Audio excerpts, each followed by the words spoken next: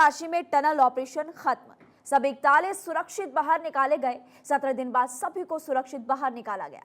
बाहर आए मजदूरों ने कहा, जान बचाने का शुक्रिया। ये पल भावुक करने वाला प्रधानमंत्री मोदी ने भी कहा। देखिए।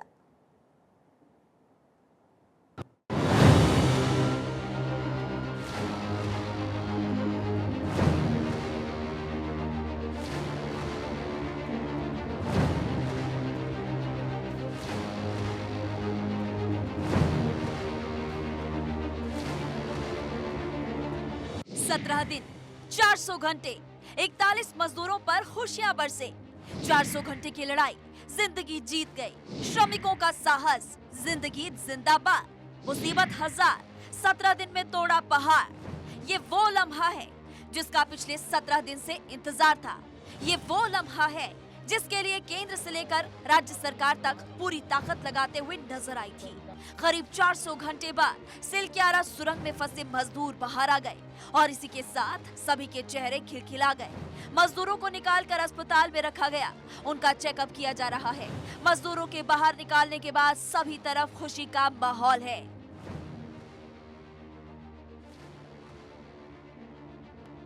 मजदूर जब सुरंग से निकल रहे थे तब टनल के अंदर मुख्यमंत्री पुष्कर सिंह धामी और केंद्रीय मंत्री वीके सिंह मौजूद रहे। एक एक मजदूर का वेलकम किया, मजदूरों की हौसला अफजाई की गई। सभी श्रमिक भाइयों के लिए अपने उत्तराखंड राज्य की तरफ से 1-1 लाख रुपए की जो है व्यवस्था की है। 1-1 लाख रुपए की जो है कल हम उनको सभी को चेक सौंपेंगे और भी जो सहायता होगी वो करेंगे। और NHI DCL जिसमें वो सभी लोग काम करते हैं उनसे भी हम अनुरोध करेंगे कि उस हमारे इन श्रमिक भाइयों को जो 41 हैं उनको जो है कुछ दिनों के लिए 15 दिन 20 दिन या 1 महीने के लिए सवेतन उनको जो है उनके घर जाने के लिए और रहने की जो है अनुमति दे दें। जिस वक्त टनल से मजदूर बाहर निकल रहे थे उस वक्त सुरंग के बाहर लोगों का जमावड़ा था, खुशियों का आलम था। लोग जिंदाबाद के नारे लगा रहे थे, मिठाइयां बांटी जा रही थी।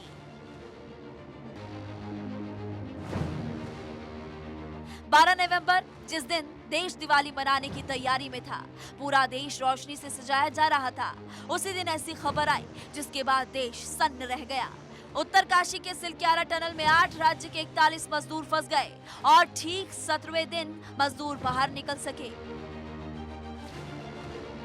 रेड माइनर्स ने जब कमान संभाली, सुरंग के बाकी हिस्सों में रास्ता बनाना शुरू किया, तो उसके बाद वो रुके नहीं, काम को आखिरी अंजाम तक पहुंचाया और फिर फंसे मजदूरों के पास NDRF की टीम पहुंच सकी। इसके बाद एक एक कर मजदूरों को निकाला गया।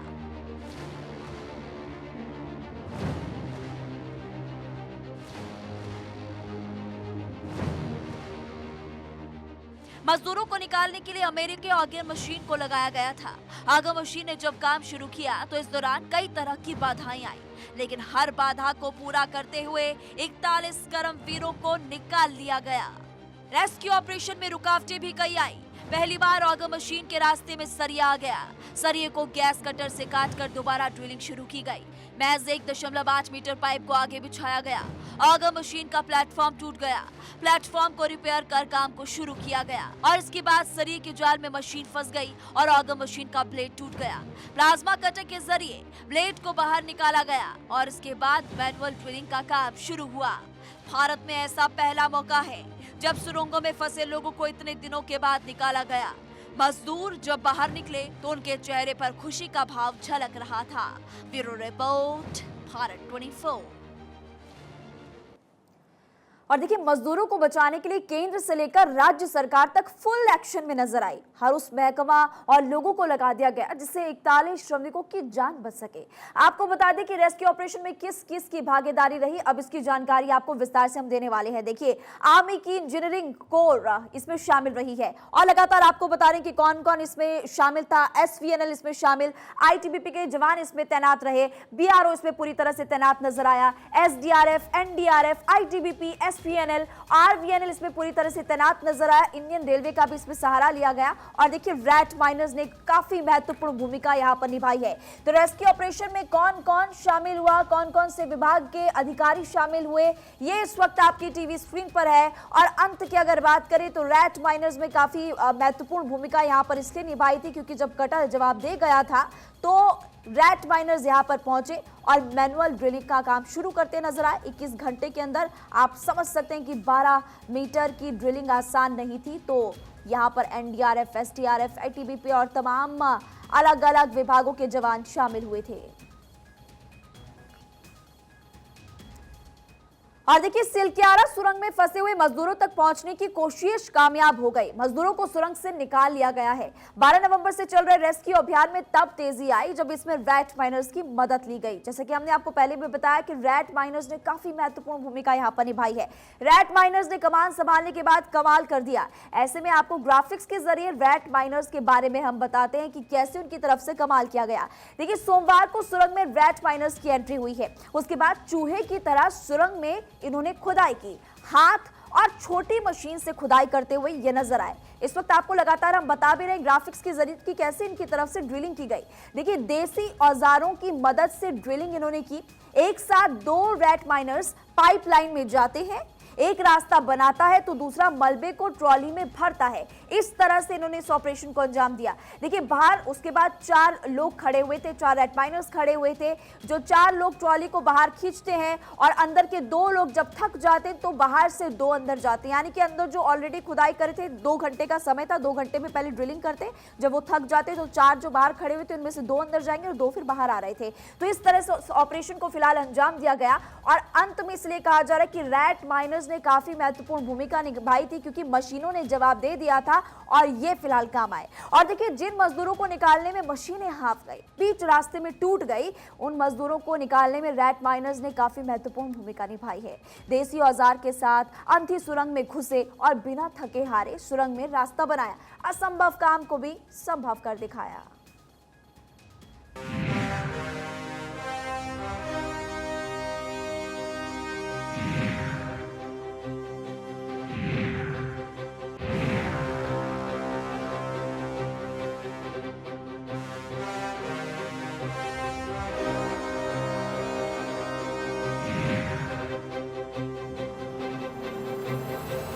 सुरंग में कठिन श्रम, मूषक राज का पराक्रम।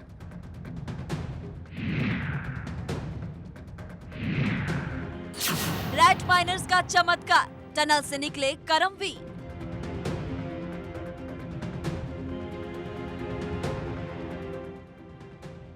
जब एक से बढ़कर एक मशीनें असफल हो गई, जब मजदूरों को निकालने वाली अमेरिकी आग मशीन फेल हो गई, तब सामने आए वो पराक्रमी जिन्हें मूषक राज यानी रैट माइनर्स के तौर पर जाना जाता है।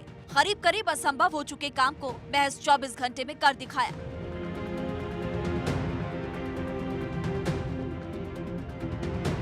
छह रैट माइनर्स अपनी जान दांव पर लगाकर उन 41 मजदूरों की जिंदगी बचाने में लगे रहे जो 12 नवंबर से सिलक्यारा सुरंग में फंसे थे। इन रैट माइनर्स का ट्रैक रिकॉर्ड गजब है और ये बात साबित भी हो गई। 800 मिलीमीटर के पाइप में घुसकर 12 मीटर से ज्यादा सुरंग के अंदर रास्ता बनाया और पहुंच गए फंसे हुए मजदूरों के पास।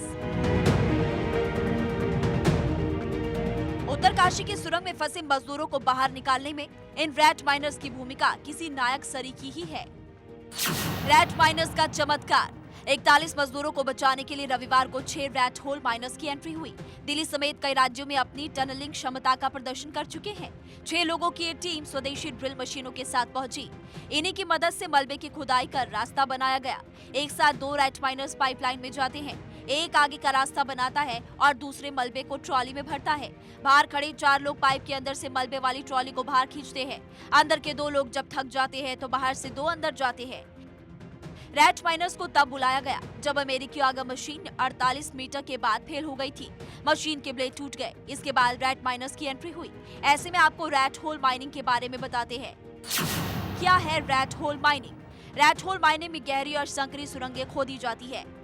श्रमिक सुरंग के अंदर घुसते हैं और माइनिंग को अंजाम देते हैं। कोयला उत्खनन में इसका इस्तेमाल किया जाता है। खासकर उन क्षेत्रों में जहां अवैध खनन होता है। कोयला निकालने के लिए माइनर्स हॉरिजॉन्टल सुरंगों में सैकड़ों फीट नीचे उतरते हैं और चुनौतीपूर्ण इलाकों में विशेष तौर पर इस्तेमाल इनको किया जाता है। आज से पहले रेड माइनर्स के बारे में बहुत कम लोग जानते थे, मगर आज देश का बच्चा बच्चा इस शब्द को जान गया है। उत्तरकाशी टनल रेस्क्यू में उनकी दिलेरी की चर्चा आज हर जगह पर है और इसीलिए कहा जा रहा है कि रेस्क्यू के असली हीरो मूषक राज है। Bureau report, Bharat 24। देखिए 17 दिन के अंदर कई सारी रुकावटें आई और इन रुकावटों को दूर कर रेस्क्यू ऑपरेशन को आगे बढ़ाया गया। कब कब और क्या क्या बाधा आई है, अब हम आपको ये बताते हैं। देखिए 13 नवंबर मलबा आने से खुदाई में बाधा आ गई। उसके बाद 15 नवंबर की अगर बात करें तो ऑगर मशीन के कुछ पार्ट्स खराब हो गए।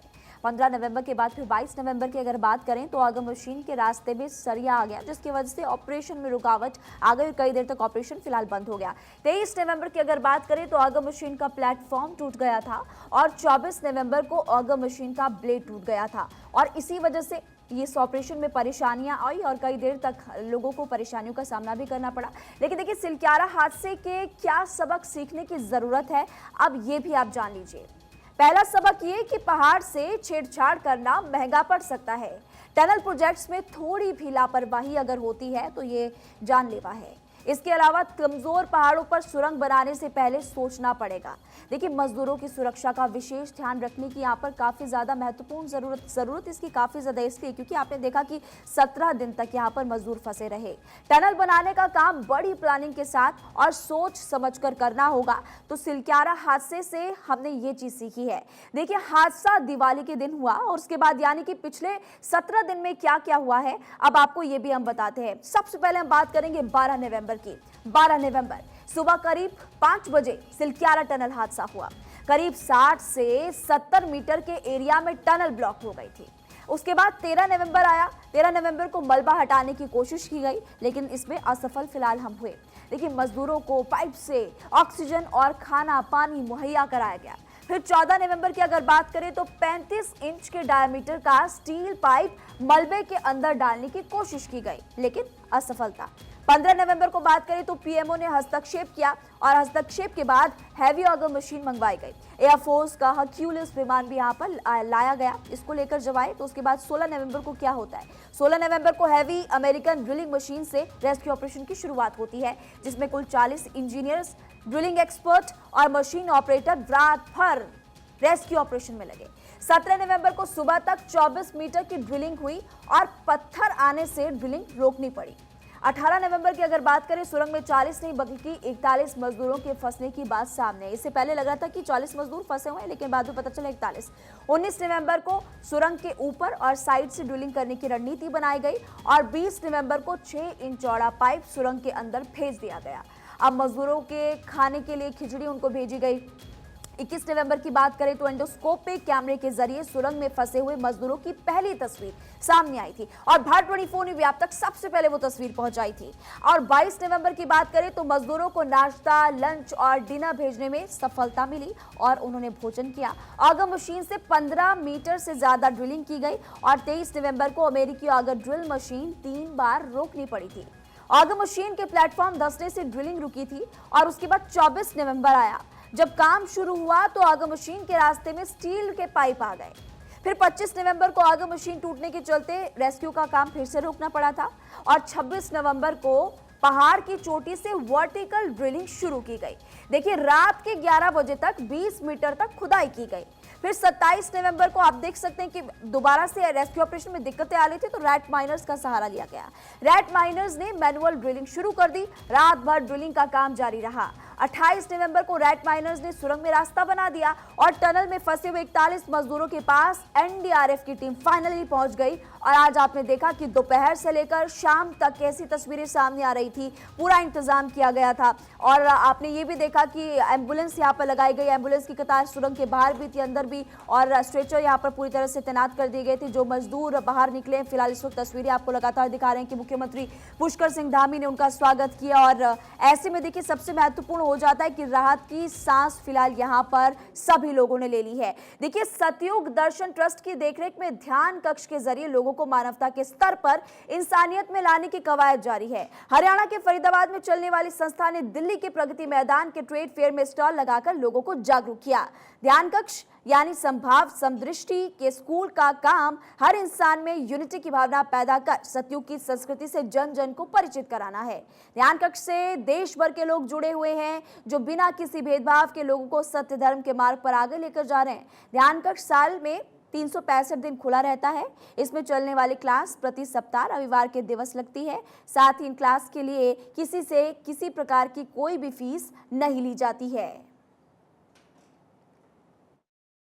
आज हम देखते हैं आज की जो समाज की हालत है, ठीक है, अगर मैं एज अ इंडिविजुअल देखूं तो हमारे अंदर कितना कायोस है, डिफरेंसेस है हमारे अंदर कहीं ना कहीं, ठीक है। अगर हम एज अ फैमिली देखें वहाँ पर भी हैं, ठीक है, एज अ सोसाइटी देखें वहाँ पर भी है, एज अ नेशन देखें तो वहाँ पर भी हैं। सो मैं राइट, इतना डिफरेंसेस, इतना कायोस है। आज का जो हमारा यहाँ का मकसद है पूरा, अगर आप देखें तो वसुधैव कुटुंबकम हमारा यहाँ पे रखा गया है मोटो। तो वो मोटो भी अगर हम देखें that is one earth one family, right. अब हम सब ऐसा चाहते हैं, हम सब पीस चाहते हैं कि सारी जगह पे हो, चाहे वो हमारे अंदर है, चाहे वो समाज में है, चाहे वो राष्ट्र में। लेकिन वो स्टार्ट कहाँ से होएगी? वो स्टार्ट तब होएगी जब हम एज अ इंडिविजुअल स्टार्ट करेंगे। तो उसके लिए सबसे पहले हमें क्या करना होगा? हमारे को अपने अंदर अपना सेल्फ इंट्रोस्पेक्शन करना होगा, राइट। वो सेल्फ इंट्रोस्पेक्शन कैसे होगा कि हम अपने अंदर देखें हमारे अंदर कितने वाइसेस हैं, काम, क्रोध, लोभ, मोह, अहंकार। जब हम उनको चेक करेंगे कि हमारे अंदर क्या क्या चीजें हैं तो हम उनको हटाने की तरफ बढ़ेंगे।